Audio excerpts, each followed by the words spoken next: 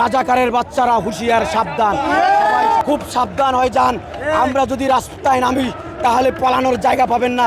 আমাদেরকে নিয়ে যারাই মব সৃষ্টি করতে চায় তারা নিজেরাই মবের সৃষ্টি পরিণত হবে।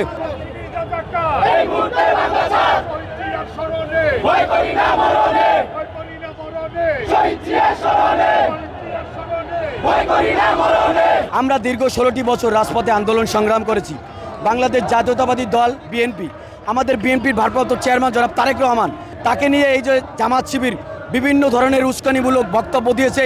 আমাদের প্রিয় নেতা গণতন্ত্রের প্রবক্তা শহীদ রাষ্ট্রপতি জিয়াউর রহমান ছবি নিয়ে তারা রাস্তায় ছিঁড়ে তারা পালিয়েছে।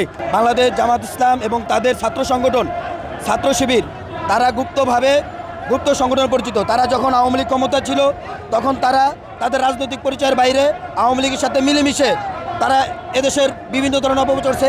এখন বর্তমানে যেই জুলাইয়ের যে স্পিরিট আছে তারা গুপ্তভাবে সেই জুলাইয়ের স্পিরিটকে স্বৈরাচারের সাথে মিলেমিশে পুরা জুলাইয়ের স্পিরিটকে বানচাত করার জন্য তারা রাস্তা নেমেছে।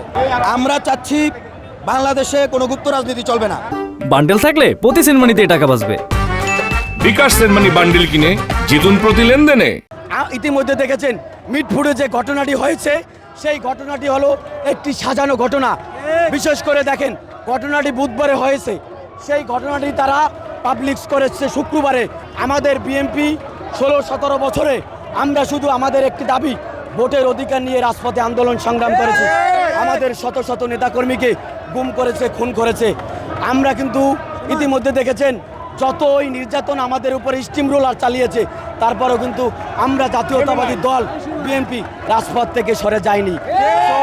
আমাদেরকে নিয়ে যারাই মব সৃষ্টি করতে চায় তারা নিজেরাই মবের সৃষ্টি পরিণত হবে। আমরা যখন রাজপথে নামবো আজকে এই বিক্ষোভ থেকে ঢাকা মহানগর দক্ষিণ স্বেচ্ছাসেবক দলের এই বিক্ষোভ মিছিল থেকে বলে দিতে চাই, খুব সাবধান হয়ে যান।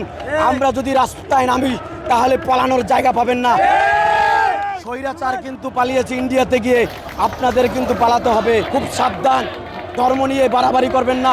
ইসলাম নিয়ে ধর্ম নিয়ে বেশি বাড়াবাড়ি করলে তার পরিণতি হবে না। ইতিমধ্যে দেখেছেন আরেকজন পীর, ভণ্ড পীর, সে হলো সবচেয়ে বড় টাউট পীর, বলেছে চরমনাই, সে হলো চরমনাই পীর। বলেছে সে বলে ভোট দিলে পাবে আল্লাহর নবী আর ভোট না দিলে হবে কবিরা গুনাহ।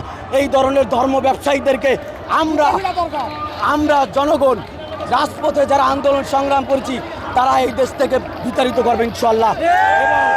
এবং আমরা আমাদের প্রিয় নেতা জনাব তারেক রহমানকে নিয়ে যে ধরনের বাজে মন্তব্য করেছে আমরা হুঁশিয়ারি বলে দিতে চাই। আমরা কিন্তু কাউকে নিয়ে কোনো কটূক্তি করি নাই। ইতিমধ্যে দেখেছেন তারাই কিন্তু আগে ঝামেলা সৃষ্টি করেছে। আজকে এই বিক্ষোভ মিছিলের মাধ্যমে বলে দিতে চাই, আমরা যদি ধরি তাহলে কিন্তু পিঠের চামড়া থাকবে না। দিন শেষে বলে দিতে চাই, রাজাকারের বাচ্চারা হুঁশিয়ার, সাবধান।